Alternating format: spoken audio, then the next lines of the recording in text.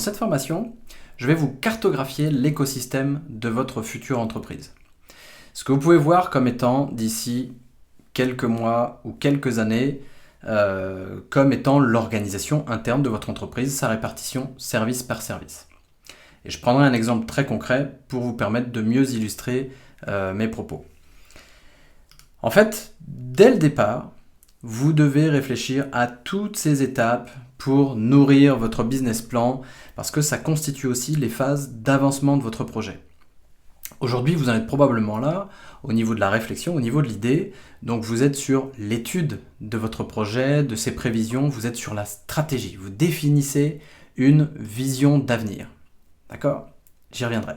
Ensuite, vous allez devoir passer par ces différentes étapes, c'est-à-dire qu'est-ce que vous devez acheter pour produire votre produit ou vos services, comment vous allez les commercialiser, les vendre, avec quels mots, quelles promesses, comment le distribuer, comment on le trouvera sur le marché, comment en faire la pub, comment le faire connaître auprès de votre cible. Ensuite, le service après-vente, qu'est-ce que vous assurez auprès de vos clients et de quelle manière. Puis, comment on pilote les chiffres, comment on gère notre comptabilité au quotidien et surveiller les indicateurs clés de performance de l'entreprise. Et puis enfin, toujours réfléchir et avoir un temps d'avance sur la concurrence pour pérenniser votre entreprise et son développement, réfléchir à ce que vous pouvez créer de plus. Je reviens à l'étape 1. Vous êtes là, vous réfléchissez, vous êtes sur l'idée. Donc, vous devez déjà avoir une vision long terme de votre entreprise.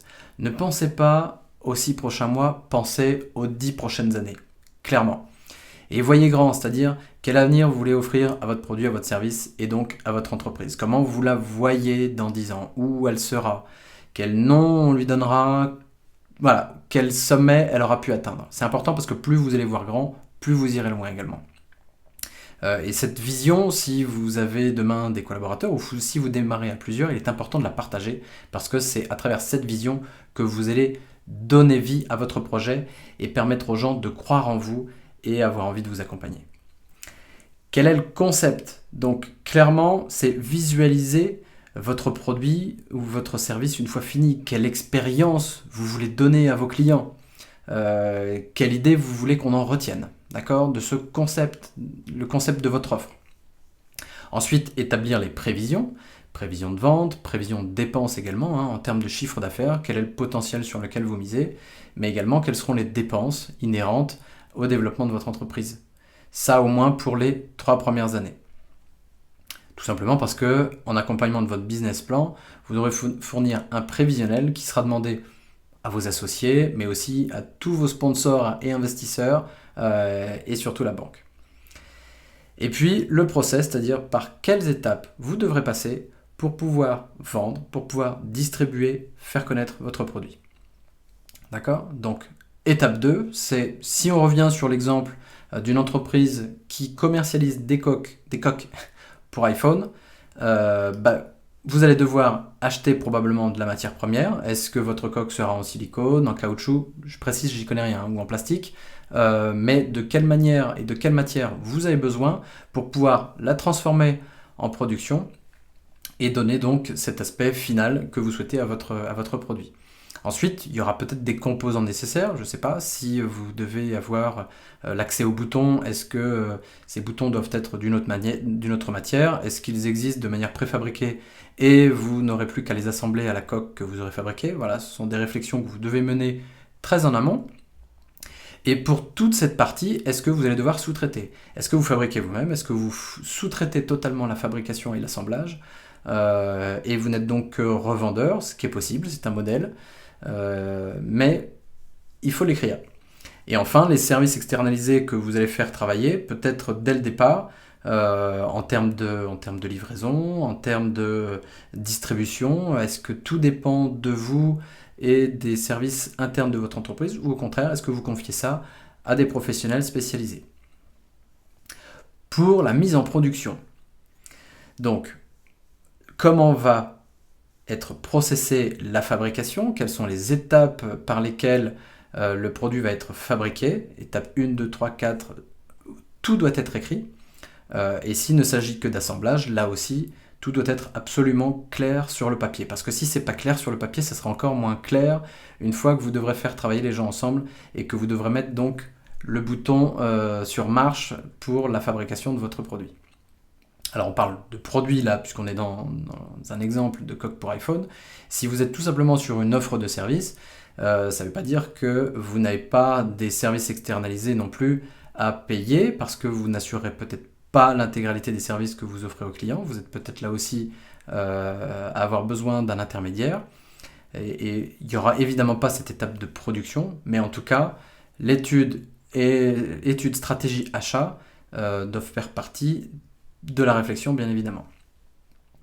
Ensuite, une fois le produit ou le service clair sur le papier, dans votre tête, et donc toutes les questions ont été soulevées, eh bien, comment vous allez le vendre? Comment et où? Et auprès de qui surtout? Définissez clairement votre cible. Vous devez savoir absolument quel est le portrait idéal de votre client type. D'accord? Et ça vient même dès la réflexion quand vous êtes sur l'élaboration de votre étude de marché.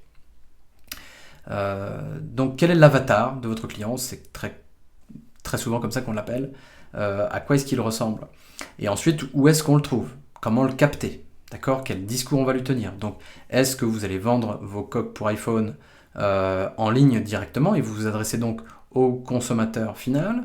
Ou est-ce que vous voulez distribuer en grande surface, dans des boutiques spécialisées, auprès des opérateurs de téléphonie mobile directement? À vous de définir l'ensemble des canaux de distribution que vous allez faire travailler. Pourquoi je dis des? Parce qu'il y a plutôt une stratégie de et non de ou. C'est pas l'un ou l'autre, c'est l'un et l'autre pour multiplier votre potentiel. Maintenant, vous devez aussi définir une priorité parce que vous ne ferez pas tout dès le début. Donc sachez par quoi vous allez commencer et pourquoi. Quels sont les services associés que vous allez proposer? C'est-à-dire, est-ce que, par exemple, la livraison sera gratuite pour tous les achats supérieurs à 20 €? Voilà, ce n'est qu'un exemple, mais quel service vous associez à la vente de votre produit? Et quel est l'argumentaire, quelle est la méthode de vente que vous allez devoir mettre en œuvre pour convaincre votre client? D'accord? Donc, commencez à écrire les premiers mots, commencez à écrire finalement tout ce que vous avez défini au moment du concept, comment vous visualisez votre produit, quel est ce que vous avez envie que le client en retienne. Tout ça doit être écrit pour demain nourrir votre méthode de vente. Ensuite, une fois que le commercial ou les commerciaux ou le canal de distribution qui s'en occupe aura assuré la vente, vous allez devoir le distribuer, le rendre disponible pour votre client.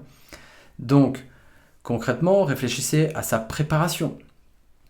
Qu'est-ce qu'il doit, comment doit-il être conditionné? Est-ce qu'il est livré dans un sachet plastique? Est-ce qu'il est livré dans une boîte en carton? Est-ce qu'il est livré dans un étui en cuir? J'en sais rien.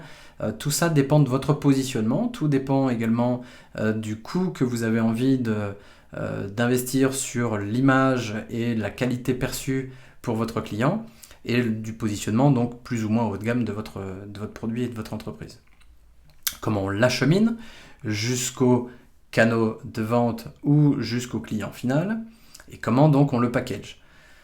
Package, ça veut dire que si vous avez une chaîne logistique et que vous envoyez par carton votre produit, est-ce que il arrive au client final dans un carton non brandé, sans aucune marque, sans aucun logo, ou est-ce que vous avez envie justement de lui donner un look particulier? Est-ce que vous avez envie qu'il arrive dans une jolie pochette, ou tout simplement ça vous est égal, seul le contenu compte? Tout ça devra être réfléchi très en amont. Ensuite, bien sûr, comment vous faites connaître votre offre? Comment vous arrivez à faire parler de votre produit? Quels sont les médias auxquels vous allez recourir? Est-ce que vous allez tout simplement communiquer sur votre site internet? Est-ce que vous allez utiliser celui de votre partenaire de vente? Est-ce que vous allez solliciter la presse? Est-ce que vous allez éditer des brochures, des plaquettes, distribuer? Est-ce que vous allez faire de la pub télé? Tout est imaginable, mais il faut déjà savoir sur quoi vous allez pouvoir vous appuyer et ce qui marche le mieux compte tenu de votre secteur d'activité. Ensuite, quel ton on donne? C'est-à-dire comment on en parle? Est-ce que vous êtes sur le ton de l'humour? Est-ce que vous êtes très sérieux? Tout cela dépend forcément de votre positionnement, de l'image que vous souhaitez refléter et qui doit être en totale cohérence avec votre cible.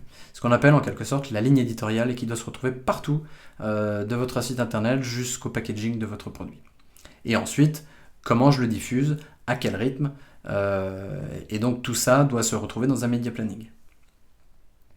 Une fois que le produit se retrouvera entre les mains de son consommateur final, comment je pense l'après-vente? Quelle est la garantie offerte, d'accord?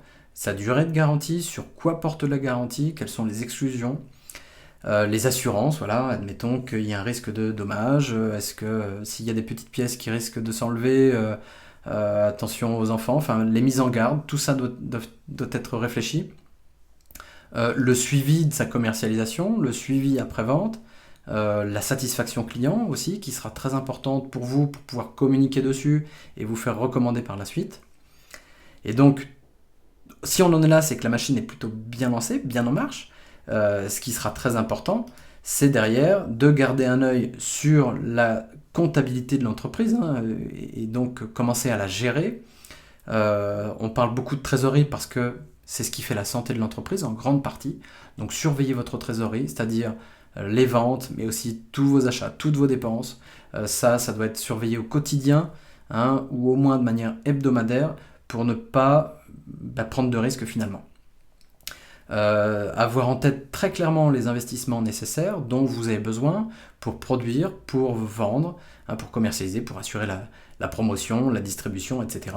Et donc, il faut mettre tout ça dans des budgets correspondants pour que vous ayez une idée claire et que vous puissiez correctement piloter par la suite toutes ces actions que vous menez. On surveillera la dette de l'entreprise également. Si vous avez dû emprunter ou faire une levée de fonds ou vous avez bénéficié de subventions, bien évidemment, gardez toujours un œil sur cet argent qui n'est bien évidemment pas épuisable et que vous devrez peut-être rembourser à un moment ou à un autre.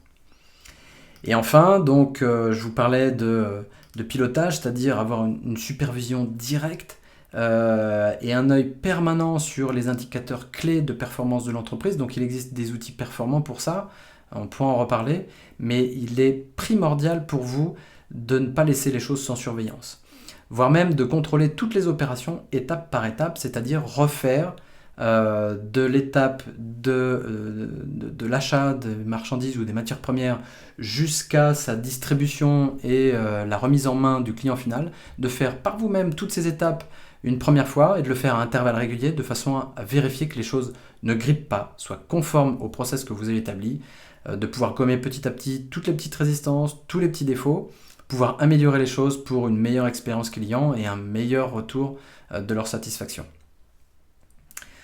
Et enfin, une entreprise doit en permanence réfléchir à son développement, à aller de l'avant. Si vous voulez pérenniser votre activité, eh bien vous devez avoir un temps d'avance sur vos concurrents. Donc réfléchissez très tôt à l'innovation, c'est-à-dire comment vous allez pouvoir demain envahir ce secteur si on reste sur l'idée de la coque pour iPhone, comment demain peut-être compléter ça avec des lentilles, hein, des optiques, des objectifs photo, voilà, pour améliorer la qualité visuelle des photos ou des vidéos que vous allez prendre avec votre iPhone. Ce n'est qu'un exemple. Comment vous allez renouveler votre gamme, comment vous allez l'enrichir de différentes formes, de différentes couleurs, de différentes matières, de différentes textures. Comment vous allez compléter votre gamme, hein, des étuis à rabat, sans rabat, etc. Comment progressivement vous allez enrichir finalement les produits que propose l'entreprise. Et puis peut-être vous intéresser à un autre segment que celui de la coque traditionnelle. Et donc quels services annexes également vous allez continuer à proposer à vos clients. Voilà, donc tout ça est très important. Encore une fois, il faut y réfléchir dès maintenant. Si vous êtes à cette étape-là, pensez déjà au reste. Écrivez chacune des notes de cette partition. C'est hyper important et plus vous serez à l'aise avec ça, plus vous l'aurez écrit, plus vous saurez en parler et donc convaincre vos partenaires et également vos clients. Donc je vous invite vraiment à poser tout ça sur le papier, sachant, et ça fera l'objet d'une formation à part entière, que toutes ces strates, d'accord, tous ces process, toutes ces phases et toutes ces composantes de votre écosystème que l'on vient de détailler ici ont un lien, sont interdépendants les uns des autres, et donc il est important également de savoir comment ils vont fonctionner les uns avec les autres. Voilà, donc ça, on y reviendra dans une prochaine formation.